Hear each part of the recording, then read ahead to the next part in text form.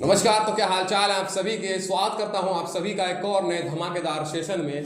तो आज का जो सेशन है वो बहुत ही ज़्यादा धमाकेदार होने वाला है, क्योंकि आज के सेशन में हम लोग पढ़ेंगे भीमराव अंबेडकर जी की लिखी हुई एक रचना के बारे में, जो कि है श्रम विभाजन और जाति प्रथा। जो आपके अध्याय एक हिंदी में जरूर होगा, तो उसको आज हम पूरा क्लियर करेंगे और आप अच्छे से एकदम समझाएंगे लाइन बाय लाइन कि क्या है भाई, इसमें पूरा निचोड़ आज को देखने को मिलेगा आपको। तो चलिए स्टार्ट करते हैं आज का ये सेशन बिना किसी बकवास के। तो चलिए, तो सबसे पहले हम लोग जान लेते हैं हमारे भीमराव अंबेडकर जी के बारे में कि भाई भीमराव अंबेडकर जी है कौन, क्योंकि लेखक हैं हमारे, ठीक है। तो यहाँ पे इनका नाम लिखा हुआ है, तो भीमराव अंबेडकर जी, तो इन्हीं की एक रचना है जो कि हम इस अध्याय में आज पढ़ेंगे, जो कि है श्रम विभाजन और जाति प्रथा। श्रम विभाजन और जाति प्रथा।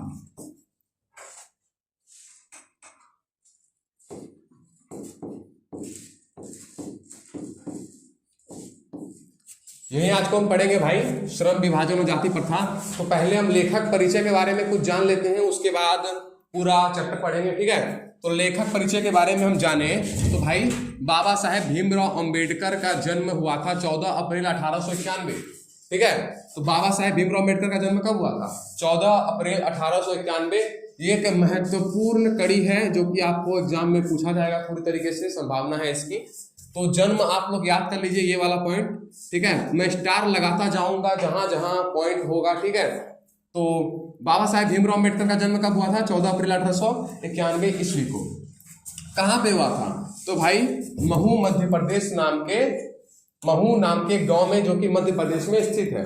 कहां हुआ था? महू नाम की एक जगह में, जो मध्य प्रदेश राज्य में स्थित है, ठीक है। आपसे पूछा जाएगा एग्जाम में कि किस गांव में हुआ था बाबा साहेब भीमराव अंबेडकर का जन्म, तो आप लोग क्या जवाब दोगे? महू में हुआ था। महू कहां पर है भाई? मध्य प्रदेश में है, ठीक है। किस परिवार में हुआ था? ये क्वेश्चन पूछा जाता है कि बाबा साहेब भीमराव अंबेडकर किस परिवार के थे। तो यहाँ पे आपको बताया गया है बहुत ही अच्छे से कि यह एक दलित परिवार से थे। यहाँ पे लिखा गया है पूरे साफ साफ अक्षरों में कि बाबा साहेब भीमराव अंबेडकर एक दलित परिवार से थे, ठीक है।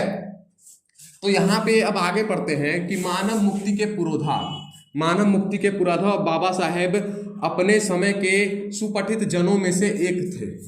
मानव मुक्ति का पुरोधा किसे कहा जाता है? ये क्वेश्चन आया हुआ है, मानव मुक्ति का पुरोधा किसे कहा जाता है? तो आप लोग क्या लिखोगे उत्तर में? मानव मुक्ति का पुरोधा बाबा साहेब भीमराव अंबेडकर को कहा जाता है। बहुत साफ साफ अक्षरों में लिखा गया है यहाँ पे। तो मैं जो लेखक परिचय में है उसके महत्वपूर्ण पॉइंट्स बताऊंगा, उसके बाद हम चैप्टर की ओर बढ़ेंगे, क्योंकि बहुत लंबा का वीडियो हो जाएगा, ठीक है। तो मैंने एक चीज बताया जन्म के बारे में, जन्म कहाँ हुआ था उसके बारे में, और मानव मुक्ति के पुरोधा किसे कहा जाता है? भीमराव अंबेडकर जी के बारे में, भीमराव अंबेडकर को कहा जाता है, ठीक है। तो अब है यहाँ पे क्या, इनकी उच्चतर शिक्षा। तो भीमराव अंबेडकर जी की उच्चतर शिक्षा हुई थी न्यूयॉर्क में। यहाँ लिखा गया है भीमराव अंबेडकर की उच्चतर शिक्षा कहाँ हुई थी? तो न्यूयॉर्क में हुई थी। क्वेश्चन पूछा जाएगा भीमराव अंबेडकर की उच्चतर शिक्षा कहाँ हुई थी? तो न्यूयॉर्क में हुई थी, ठीक है। यही याद रखना है, बाकी ये लंदन याद रखने का कोई जरूरत नहीं है। उच्चतर शिक्षा के बारे में पूछा जाता है सिर्फ, ठीक है। उन्होंने संस्कृत का धार्मिक, पौराणिक और पूरा वैदिक वाङ्मय अनुवाद के जरिए पढ़ा, ठीक है ना। संस्कृत, धार्मिक, पौराणिक का पूरा वैदिक वाङ्मय अनुवाद के जरिए पढ़ा, ठीक है ना। संस्कृत के धार्मिक और पौराणिक जो पुराण है हमारे, वे संस्कृत में थे, उनको अनुवाद करके पढ़ा, ठीक है। बढ़ते अब हम आगे। तो यहाँ पे इनके कुछ उपनाम दिए गए हैं जो कि आपको याद करने की जरूरत है। विधिवेत्ता, अर्थशास्त्री, समाजशास्त्री, शिक्षाविद तथा धर्म दर्शन के व्याख्याता बनकर उभरे। तो ये उपनाम है इन लोगों के, ठीक है। ये इनके उपनाम है और इनकी कुछ रचनाएं हैं जो आपको याद करनी जरूरी है। तो इनकी कुछ रचनाएं मैं आपको बता दे रहा हूं यहाँ पे, ठीक है। बस उतना ही आपको लेखक परिचय में जानना है और कुछ नहीं जानना है। तो यहाँ पे इनकी कुछ रचनाएं हैं जो मैं बता दूंगा, आपको याद कर लेनी है उनको, ठीक है। तो सबसे पहले यहाँ पर है the caste in India their mechanism. The caste in India their mechanism, यहाँ पे ये वाला याद करना है। किसने लिखी थी भाई? ये डॉक्टर भीमराव अंबेडकर ने, ठीक है। Genesis and development, the untouchables, who are they, who are Shudras, Buddhism and communism, Buddha and his dhamma, thoughts on, ये सब याद नहीं करना है, बस बुद्धा एंड हिज धम्मा तक आपको यहां से लेकर के यहां तक याद कर लेना है बहुत अच्छे से, ठीक है। जितना मैंने बताया उन सबको सिर्फ आपको याद कर लेना है, बाकी आगे ये सब नहीं पूछा जाएगा। बाकी एक महत्वपूर्ण कड़ी यहां पर भी है कि हिंदी में उनका संपूर्ण वाङ्मय, हिंदी में बाबा साहेब भीमराव अंबेडकर का संपूर्ण वाङ्मय भारत सरकार के कल्याण मंत्रालय से बाबा साहेब अंबेडकर संपूर्ण वाङ्मय 21 खंडों में प्रकाशित हो चुका है। तो एग्जाम में क्वेश्चन ये आएगा कि बाबा साहेब भीमराव अंबेडकर का संपूर्ण वाङ्मय जो है कितने खंडों में प्रकाशित हुआ, तो आपका उत्तर होगा 21 खंडों में। यहां पर लिखा गया है साफ साफ 21 खंडों में, ठीक है। तो इसके बाद कुछ महत्वपूर्ण कड़ियां जो हम देखेंगे, उसके बाद हम चैप्टर की ओर बढ़ेंगे, ठीक है। इसके बाद कुछ महत्वपूर्ण कड़ियां मुझको नजर नहीं आ रही, ठीक है। तो जितनी जो मैंने बताया फिर से मैं बतला देता हूं एक बार और, ठीक है। सबसे पहले मैंने बताया इनका जन्म, जो कि आपको याद कर लेना है, कहाँ हुआ था ये भी आपको याद कर लेना है, ठीक है। तो यह मानव मुक्ति के पुरोधा थे, यह भी मैंने आपको बता दिया। इनकी उच्चतर शिक्षा कहाँ हुई थी? न्यूयॉर्क में हुई थी, ये भी मैंने बता दिया। उसके बाद मैंने इनके कुछ उपनाम बताए, विधिवेत्ता, अर्थशास्त्री, समाजशास्त्री, शिक्षाविद, धर्म दर्शन के व्याख्याता, ये सब हैं। तो ये सब उनके उपनाम है, ठीक है। और एक पॉइंट छूट गया था जो मैं अभी बता दे रहा हूं। इनकी चिंतन व रचनात्मकता के प्रमुख 3 प्रेरक व्यक्ति थे। इनके जो 3 प्रेरक व्यक्ति थे वे आपको याद करने हैं, वो हैं बुद्ध, कबीर और ज्योतिबा फूले। ये क्वेश्चन आता है, 100% आता है, ठीक है। ये 3 इनके जो हैं बहुत महत्वपूर्ण लोग थे। तो जो जो पॉइंट मैंने बताए आप लोग एक एक करके नोट कर लो। मैं यहाँ पे हाईलाइट कर देता हूँ उन सभी को, ठीक है। मैं हाईलाइट कर दे रहा हूँ उन सभी को जो आपको याद करने हैं, ठीक है। उसके बाद हम बढ़ते हैं डायरेक्ट अपने चैप्टर में। उसके बाद क्या मैंने बताया था, उच्चतर शिक्षा के लिए न्यूयॉर्क गए, ठीक है। इनके कुछ उपनाम थे जो मैंने बताया, इनको याद करना आपको बहुत जरूरी है। ये उपनाम आप याद कर लीजिएगा। 3 प्रेरक व्यक्ति, ये भी आप याद कर लीजिएगा, ठीक है। उसके बाद दिसंबर 1956 में इनकी मृत्यु हो गई थी, ये आप याद कर लीजिएगा। ये पहला स्क्रीनशॉट यहाँ से आप लोग मार लीजिए। उसके बाद मैंने बताया था आपको इनके प्रमुख रचनाओं के बारे में, जो कि मैंने यहाँ तक आपको बोला था याद करने के लिए, ठीक है। बाकी ये यहाँ तक बुद्धा एंड हिज धम्मा तक मैंने आपको याद करने के लिए बोला था, याद कर लीजिएगा। चलिए अब डायरेक्ट हम चैप्टर की ओर बढ़ते हैं। कुछ महत्वपूर्ण मैंने बताया कड़ी, उन सभी को याद कर लीजिए। जन्म मृत्यु से लेकर के इनकी क्या क्या रचनाएं थी, बस लेखक परिचय में उतना ही पूछेगा। मेन चैप्टर अब आ गया।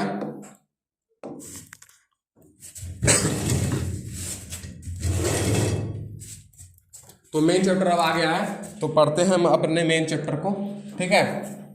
तो श्रम विभाजन और जाति प्रथा, यहाँ पे हेडिंग है हमारा क्या, श्रम विभाजन और जाति प्रथा। एकदम एक एक पॉइंट को पढ़ेंगे, यहाँ पे कुछ भी इग्नोर नहीं करने वाले भाई।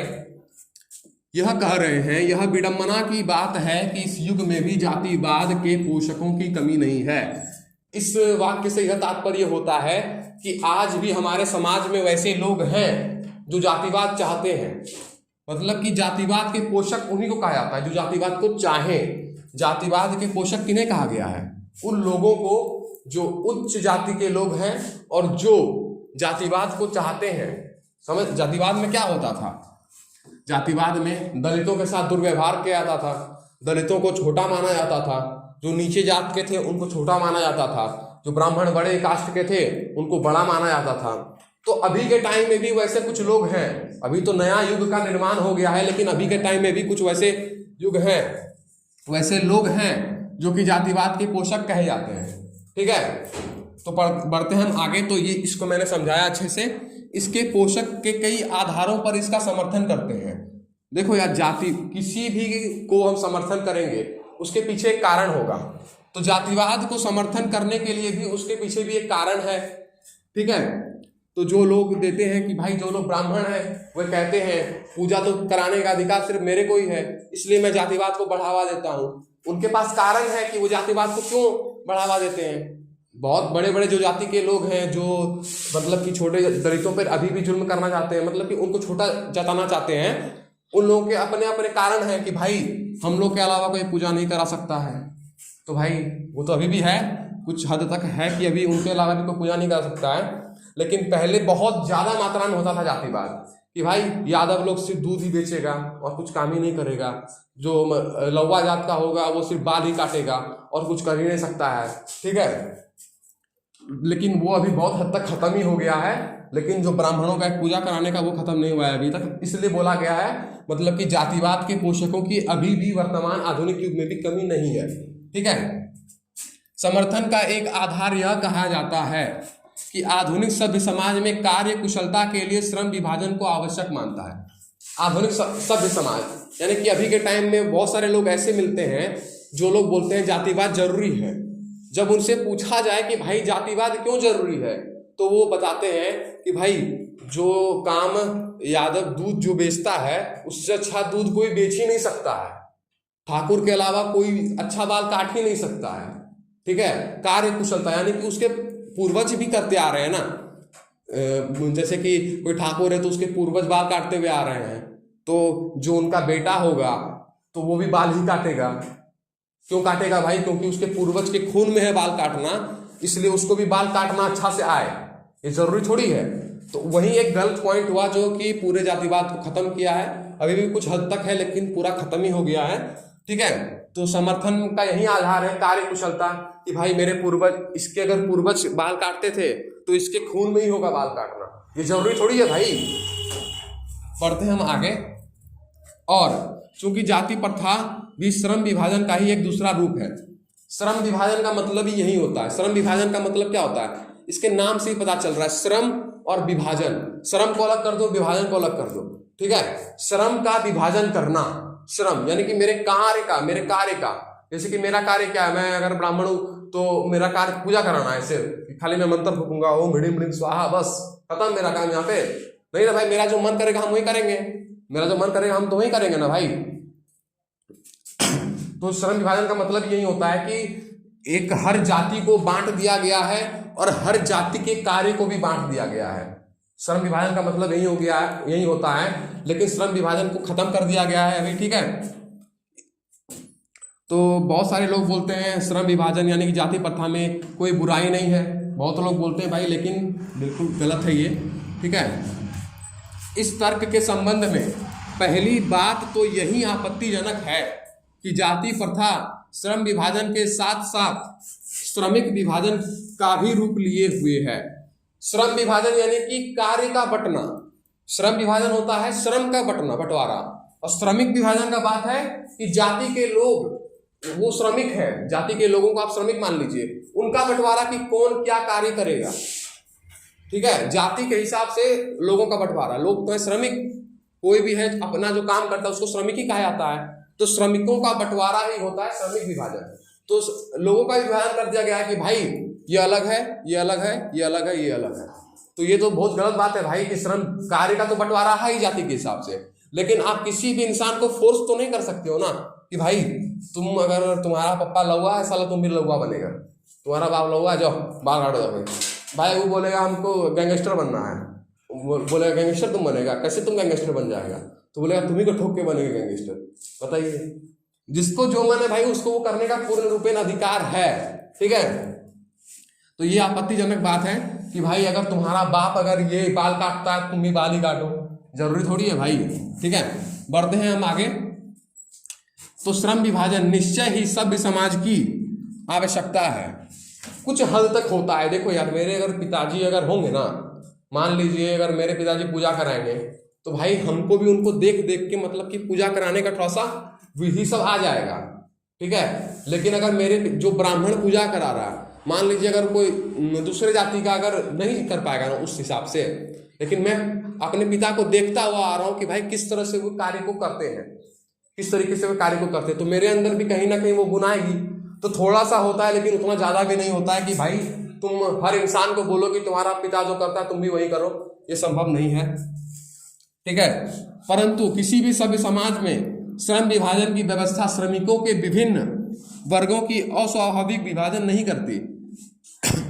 क्या फिर से पढ़ देता हूं मैं कि परंतु किसी भी सभ्य समाज में श्रम विभाजन की व्यवस्था को श्रमिकों के विभिन्न वर्गों में अस्वाभाविक विभाजन नहीं करती। इसका कहने का मतलब ही यही है कि भाई यह तो एक पूरा अस्वाभाविक विभाजन ही है, यानी कि श्रम विभाजन। अगर मैं कार्य का बंटवारा कर दे रहा हूं हर अलग अलग जाति में, अगर मैं कार्य का बंटवारा कर दे रहा हूं हर अलग अलग जाति में कि भाई ये जाति का जो इसका पूर्वज कर रहा है वही करेगा, ये जाति का जो इसका पूर्वज कर रहा है वही करेगा, भाई ये बहुत ही गलत बात है कि भाई उसका पिताजी अगर नौकर है तो तुम भी नौकर ही बन के रहोगे, नहीं ना भाई, तुम भी अगर कुछ बड़ा ही करोगे, तुम कुछ बड़ा करना चाहोगे तो नहीं। अगर लेकिन तुमको अगर कोई फोर्स करे कि भाई तुम्हारे पिताजी नौकर है तो तुमको भी नौकर का काम ही करना पड़ेगा, तो सोचो उस समय पे आपको कैसा लगेगा, उस समय पे आपको खराब लगेगा। तो यही बात यहीं पे इस वाक्य में कही जा रही है। तो भारत की जाति प्रथा की एक और विशेषता यह है कि यह श्रमिकों का अस्वाभाविक विभाजन ही नहीं करती, यह श्रमिकों का बल्कि विभाजित वर्गों को एक दूसरे की अपेक्षा ऊंच नीच भी करार देती है। यह एक पूर्ण रूप से अस्वाभाविक विभाजन है। अगर तुम श्रमिकों का विभाजन कर रहे हो कि भाई ब्राह्मण का बेटा तुम ब्राह्मणे पूजा ही कराओ, तुम यादव का बेटा तुम दूध ही बेचो, अगर तुम लौवा का कोई बेटा है तुम साला बाल ही काटो, तो ये तो सबसे पहले ही अस्वाभाविक विभाजन है। यानी कि इस विभाजन का कोई मतलब ही नहीं है। मैं अगर कुछ अपने तरफ से करना चाह रहा हूं तो मैं करूंगा, दूसरा कोई करना चाह रहा है वो क्यों नहीं करेगा, ठीक है। लेकिन ऊंच नीच जो बड़ा है भाई, जो ब्राह्मण है उसका तो लोग पहले पैर छूते थे, बहुत पहले की बात है। जो छोटे छोटे जाति के लोग थे जितने भी सारे ब्राह्मणों के पैर छूते थे, अपने दिन का शुरुआत करते थे। जितने भी मजदूर होते थे खेत जो अपने जाके जोतते थे तो वो सबसे पहले जाते थे कोई ब्राह्मण के घर, पैर छूते थे, अपने दिन का शुरुआत करते थे। तो यह इस हद तक बढ़ गई कि भाई अब कोई जो बड़ा जात का होता था ना है तो वो किसी दलित को छूना भी नहीं चाहता था, बोलता था तुम दलित हो साले, तुम छूओगे हम अशुद्ध हो जाएंगे। ऐसा कुछ होता है, उसका शरीर में क्या कोई डायनामिक पावर होगा, तुम अगर उसको छुएगा साला तुमको शौक लग जाएगा, नहीं है ना, है उसको छुएगा तुम भस्म हो जाएगा, नहीं ना, ऐसा तो कुछ होता नहीं है, शुद्ध अशुद्ध वाला बात। तो वही ऊंच नीच उसी का मतलब होता है कि पहले जब जातिवाद था तो जो बड़े जाति के लोग होते थे वे छोटे जाति के लोगों को मतलब कि छोटा समझते थे। इसी बात को आप समझो, ठीक है। हम आगे बढ़ते हैं अब, जो कि विश्व के किसी भी समाज को नहीं पाया था। भारत में जो जातिवाद होता है, जाति के हिसाब से जो चीज बताई जाती है वो कहीं नहीं होता भाई, जरूरी कहीं नहीं होता। अमेरिका चले जाओ, वहां बोलेगा अरे भाई तुम फलनवा जात का है साला, तुम डेवलपर इंजीनियर नहीं बन पाएगा, कोई बोलेगा अमेरिका में। अमेरिका में अगर हम ये बात बोलने जाएंगे कि भाई जाति के हिसाब से काम तय करो, उस साला हमको कहाँ कहाँ चप्पल मारेगा हम बता भी नहीं सकते हैं। बढ़ते हम आगे अब। तो हमने एक पूरा सेशन खत्म किया, अगला में बढ़ते हैं, ठीक है। तो अगला क्या है हमारा, जाति प्रथा को यदि श्रम विभाजन मान लिया जाए तो यह स्वाभाविक विभाजन नहीं है।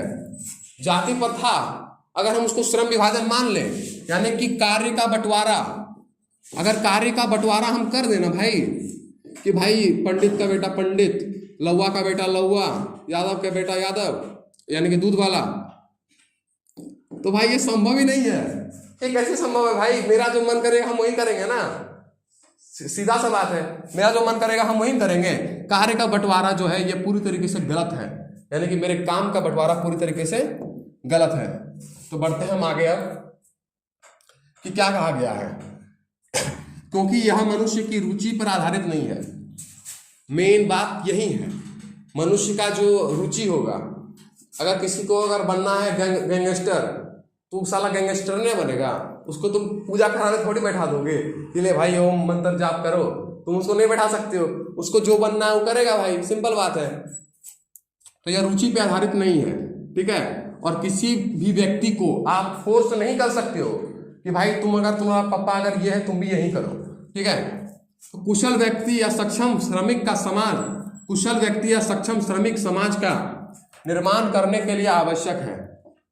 सही बात है, कुशल व्यक्ति जिसको अगर बोला जाए कि भाई जबरदस्ती कार्य कराया जाए कि तुम्हारे पिता मजदूर थे तुम भी मजदूरी ही करो, तो भाई वो नहीं कर पाएगा। कैसे करेगा भाई, उस काम को करने में उसको मजा ही नहीं आएगा, सिंपल बात है। जो कार्य कर रहा है उस करने में उसको मजा ही नहीं आ रहा, तो कार्य हो पाएगा? हैं। आपको जैसे कि पढ़ने का मन नहीं करता है तो आप पढ़ पाएंगे? कभी कभी नहीं पढ़ पाएंगे, ऐसे ही मरिएगा, कभी ना पढ़ पाइएगा। तो जिसको जो मन करेगा वही नहीं करेगा। वही कहा गया है कुशल व्यक्ति या सक्षम श्रमिक समाज निर्माण के लिए आवश्यक है। लेकिन जाति प्रथा के कारण जो कुशल श्रमिक बन ही नहीं पाते थे, श्रमिक कुशल हो ही नहीं पाते थे, क्योंकि उनसे जबरदस्ती वो कार्य करवाया जाता था कि भाई तुम्हारे पिता ये है, तुम यही करो। तो भाई कैसे होगा? सिंपल बात है। ठीक है, बढ़ते हैं हम आगे। तो यहाँ कहा गया है कि हम व्यक्तियों को क्षमता इस सीमा तक विकसित करें जिससे वह अपने पेशा या कार्य का चुनाव स्वयं कर सके। बहुत सही बात कही गई है यहाँ पे कि भाई किसी व्यक्ति को प्रेशर डालना कि भाई तुम ये कार्य करो, बहुत गलत है। जिसका जो मन है वो करो, जो मन है वो करो। सही बात है एकदम, ये पंक्ति बहुत सही कही गई है। तो इस सिद्धांत के विपरीत जाति प्रथा का दूषित सिद्धांत यह है कि इससे मनुष्य के प्रशिक्षण अथवा उसकी निजी क्षमता का विचार किए बिना दूसरे ही दृष्टिकोण जैसे माता पिता के सामाजिक स्तर के अनुसार पहले से ही अर्थात गर्भाधारण के समय से ही मनुष्य का पेशा निर्धारित कर दिया जाता था। मैंने आपको बताया, जैसे अगर मान लेता हूं, बताता हूं एक उदाहरण के तौर पे। ठीक है, एक परिवार है जो कि है, आप मान लीजिए वो एक मतलब कि यादव का परिवार है। ठीक है, यादव यदुवंशियों का परिवार है, वो एक परिवार है। तो एक माता होगी, एक पिता होगी। ठीक है, तो माता का पेट में बच्चा हुआ, माता का पेट में बच्चा हो गया, एकदम गर्भ में है बच्चा। अब भाई दूसरे लोग क्या कह रहे हैं कि भाई इसके गर्भ में जो बच्चा है ना, ये अगर लड़का हो गया ना तो भाई ये दूध ही बेचेगा, इसके अलावा कोई दूसरा कार्य नहीं कर सकता है। तो चप्पल खोल के मारेंगे उस टाइम को। पेटे में बच्चा है, बोलता सलाई दूध बेचेगा। ये कौन बात हुआ? कोई बात नहीं हुआ। जिसका जो मन है भाई वही करेगा। सिंपल बात है। ये सुन के ही हंसी आता था कि कैसा लोग रहता था पूरा दुनिया में कि पेट में बच्चा है और बोल देता था साला जो बच्चा पेट में है वही करेगा जो उसका बाप कर रहा है। ये तो गलत बात है। ए भाई साउंड कम करना। बढ़ते हैं हम आगे। तो जाति प्रथा पेशे का दोषपूर्ण पूर्व निर्धारण ही नहीं करती बल्कि मनुष्य को जीवन भर के लिए एक पेशे में बांध देती है। सही बात है भाई। जो नहीं करना चाहता है, जैसे लौवा का बेटा हो गया, साला उसको जबरदस्ती बाल कटवा रहा है, उसको काटने का मन नहीं है कि भाई, लेकिन फिर भी जबरदस्ती कटवा रहा है, बाल कटवा रहा है जबरदस्ती। तो भाई उसको मजा आएगा उसमें? वो तो जबरदस्ती वहां फंस गया, बंद के रह गया, वो तो कुछ और नहीं कर पाया। तो यही चीज बताई गई है इस लाइन में कि जाति प्रथा जो है किसी भी व्यक्ति का जो पेशा होता है उसका पूर्व निर्धारण कर देती है। ये कहा गया सर्वा साला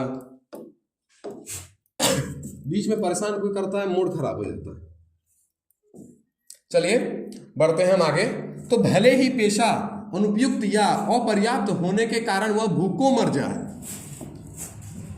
देखो भाई, जरूरी नहीं है कि मेरे अगर पिता अगर कोई कार्य कर रहे हैं तो मैं भी उस कार्य में निपुण रहूंगा। ठीक है, अगर हम जबरदस्ती को कहा जाए कि तुम्हारे पिता जो काम कर रहे हैं तुम भी वही करो, तो उस काम में हमसे गड़बड़ी होने लगेगा, क्योंकि मेरे पिता का चॉइस अलग होगा, मेरा चॉइस अलग होगा कार्य के प्रति। उसके प्रति नहीं, कार्य के प्रति सिर्फ। ठीक है, आधुनिक युग में यह स्थिति प्रायः आती है क्योंकि उद्योग धंधों की प्रक्रिया व तकनीक में निरंतर विकास और कभी कभी अकस्मात परिवर्तन हो जाता है। क्या कहा गया है यहाँ पे? उद्योग धंधों। सही बात बोली गई है यहाँ पे। उद्योग धंधा जैसे कि है, मेरे पिता किसी फैक्ट्री में काम कर रहे थे। ठीक है, किसी फैक्ट्री में। अब मेरे पिता नहीं, किसी मान लीजिए कोई एक व्यक्ति है जो कि फैक्ट्री में काम कर रहा था, वो शादी ब्याह किया, फैक्ट्री चल रहा है एकदम मजेदार तरीका से, शादी ब्याह कर लिया और एक उसका पुत्र भी होने वाला है, पेट में है बच्चा। ठीक है, लेकिन दूसरा कोई बोला साला इसका बेटा भी यही फैक्ट्री में काम करेगा। पता चला साला फैक्ट्री गायब हो गया, तो काम कहाँ करेगा? हैं, काम कहाँ करेगा?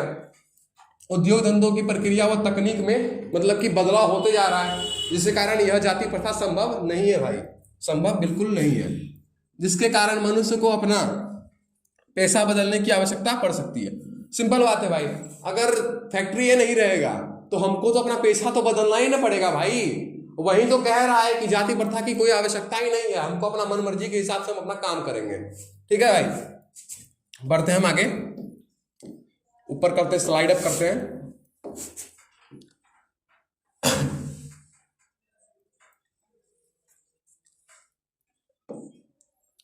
हमारा पूरा एक पेज कंप्लीट होने वाला है अभी।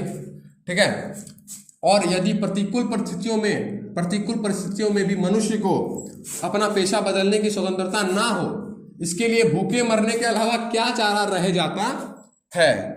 अगर भाई मान लो किसी के पिताजी फैक्ट्री में काम करते हैं, वो जब पेट में था तो उसका पिता का जो फैक्ट्री है वो बंद हो गया, तो अब भाई लोग कहेंगे कि पिता का फैक्ट्री में जाके काम करो, लेकिन फैक्ट्री तो हो गया बंद, तो बेटवा काम कहाँ करेगा?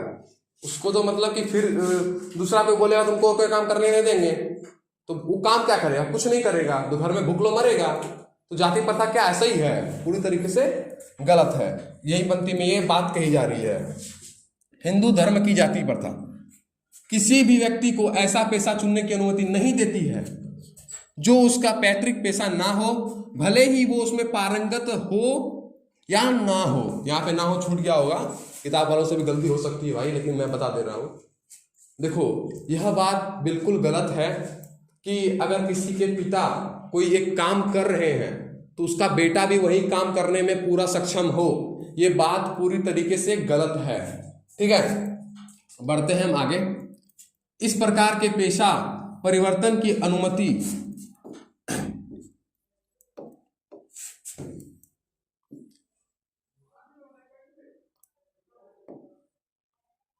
न देकर जाति प्रथा भारत में बेरोजगारी का एक प्रमुख और प्रत्यक्ष कारण बनी हुई है।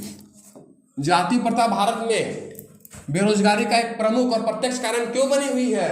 क्वेश्चन आएगा ये, तो आपको बताना है। जो ऊपर में मैंने बातें बताई कि भाई प्रतिकूल परिस्थितियों में काम ही नहीं कर सकता है, तब किसी को भी आप एक कार्य में बांध दोगे कि भाई तुम्हारे पिता ही यही करेंगे, तो तोरो यही करना पड़ेगा।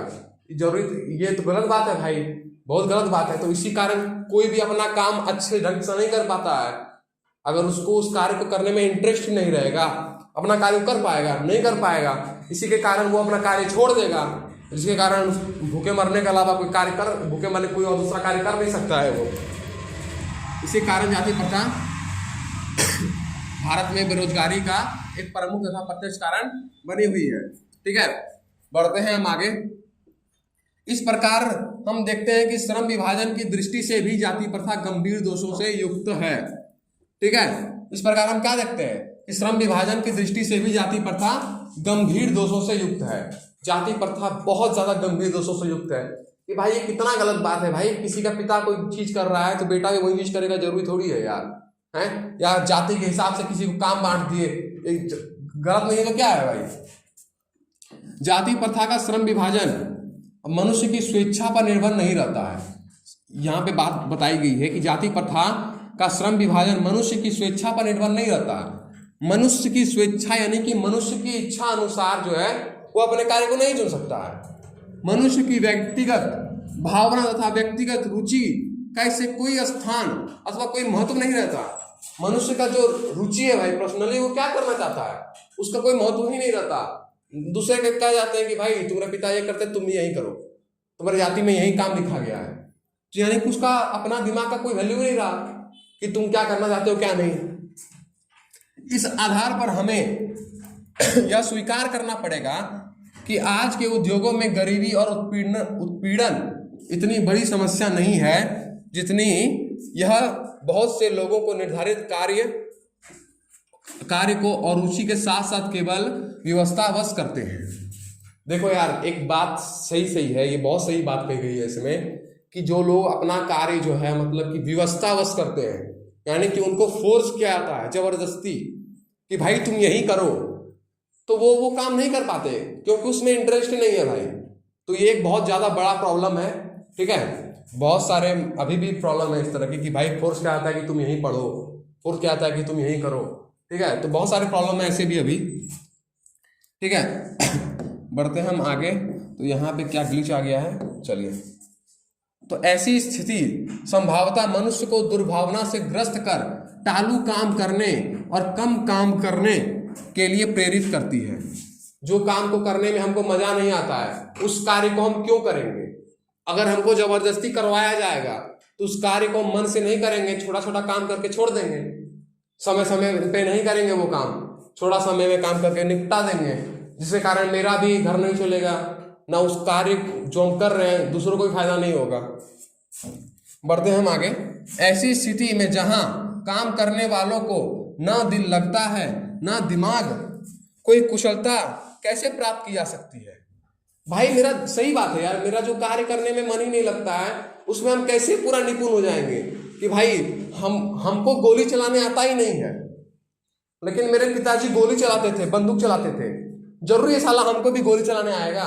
जरूरी तो नहीं है भाई। तो यही बात इस पंक्ति में कही जा रही है। अतः यह निर्विवाद रूप से सिद्ध हो जाता है कि यह आर्थिक पहलू से भी जाति प्रथा हानिकारक प्रथा है। क्वेश्चन पूछा जाएगा, आर्थिक रूप से जाति प्रथा हानिकारक क्यों है?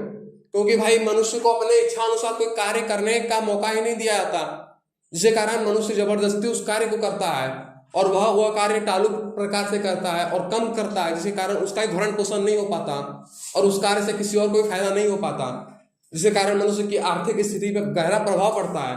सिंपल ये लिख देना है, ठीक है। बढ़ते हैं हम आगे। क्योंकि यह मनुष्य की स्वाभाविक प्रेरणा, रुचि व आत्मशक्ति को दबाकर उन्हें अस्वाभाविक नियमों में अकड़कर निष्क्रिय बना दे रही है। सही में भाई, स्वाभाविक प्रेरणा, रुचि, जो रुचि है मनुष्य की भाई, जो वो करना चाहता है उसको करने ही नहीं दिया जा रहा। सोचो भाई, तुम एक पिंजरे में बंद हो, ठीक है, तुमको बाहर में उड़ने का मन है, लेकिन भाई तुमको पिंजरा से आजादी नहीं किया जा रहा, तो भाई किस तरीके का दिमाग होगा वहां पे? हैं, तुम एक जेल में बंद हो भाई, तुमको लगेगा कब बाहर जाएंगे, कब बाहर जाएंगे, लेकिन तुमको खोल ही नहीं जा रहा है, खोल ही नहीं रहा है कोई जेल को, तो तुम्हारा क्या हाल होगा उसमें? उसी तरह एक इंसान का होता है जब उससे जबरदस्ती कोई कार्य करवाया जाता है, ठीक है। बढ़ते हैं आगे, यहां तक तो पढ़ लिए हम लोग।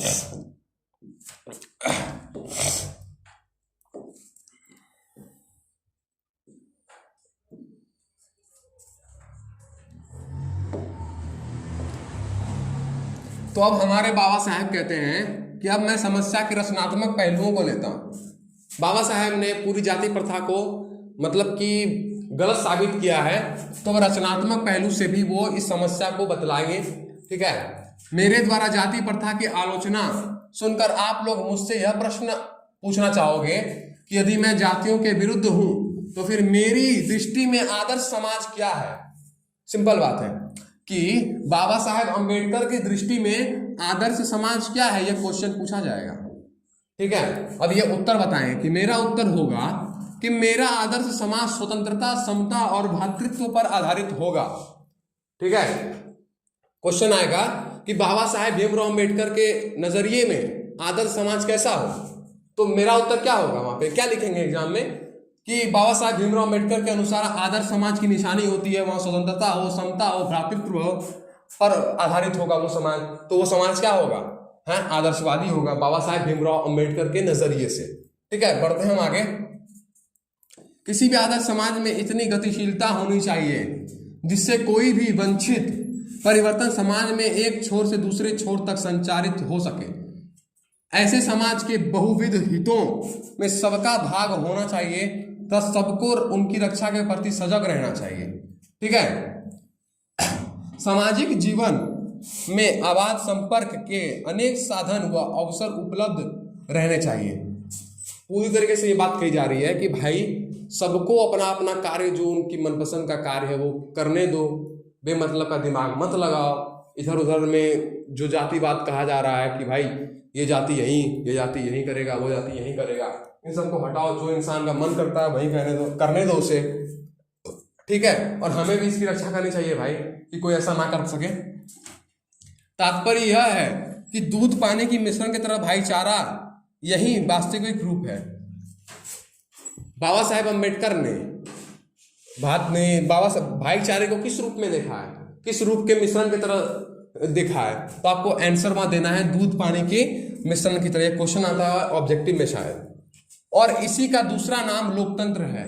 बाबा साहेब भीमराव अंबेडकर ने लोकतंत्र का पूरा दिया था ज्ञान। लोकतंत्र भाई यानी कि हमारा संविधान जो आप कह सकते हो, लोकतंत्र जनता का, जनता के लिए, जनता के द्वारा चुना गया शासन, चुना गया कोई भी नेता, उसी को क्या कहते हैं? लोकतंत्र कहते हैं। जहाँ जनता भी अपने जो प्रतिनिधि उसी को चुनती है, उसी को लोकतंत्र कहा जाता है। ठीक है, क्योंकि लोकतंत्र ही केवल शासन एक पद्धति नहीं है। लोकतंत्र मूलतः सामूहिक जीवनचर्या की एक रीति तथा समाज में सम्मिलित अनुभवों का आदान प्रदान का नाम है। मेरा अनुभव कहता है कि भाई मोदी जी बहुत अच्छे कर रहे हैं, तो मेरे हिसाब से बहुत सारे लोग कहते हैं कि मोदी जी बहुत ज्यादा अच्छा काम कर रहे हैं। हम सबकी विचारधारा मिलती है तब जाके भाई मोदी जी प्रधानमंत्री बनते हैं।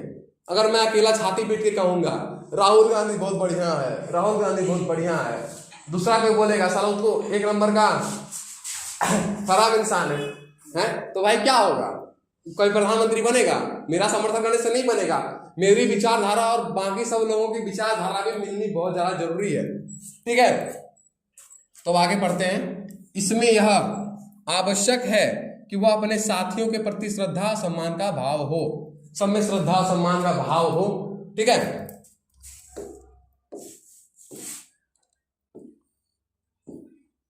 तो ये चैप्टर यहीं पे खत्म हो गया है। छोटा ऐसा चैप्टर था साला, इसमें क्या क्या पॉइंट आ गया, 3-4 क्वेश्चन आपको बताए हम। ठीक है, तो अगर आपको चैप्टर बहुत अच्छा लगा तो भाई शेयर करो वीडियो को, लाइक वाइक कर दो। ठीक है, मिलते हैं किसी नेक्स्ट पार्ट में एकदम बहुत ही ज्यादा धमाकेदार तरीके से।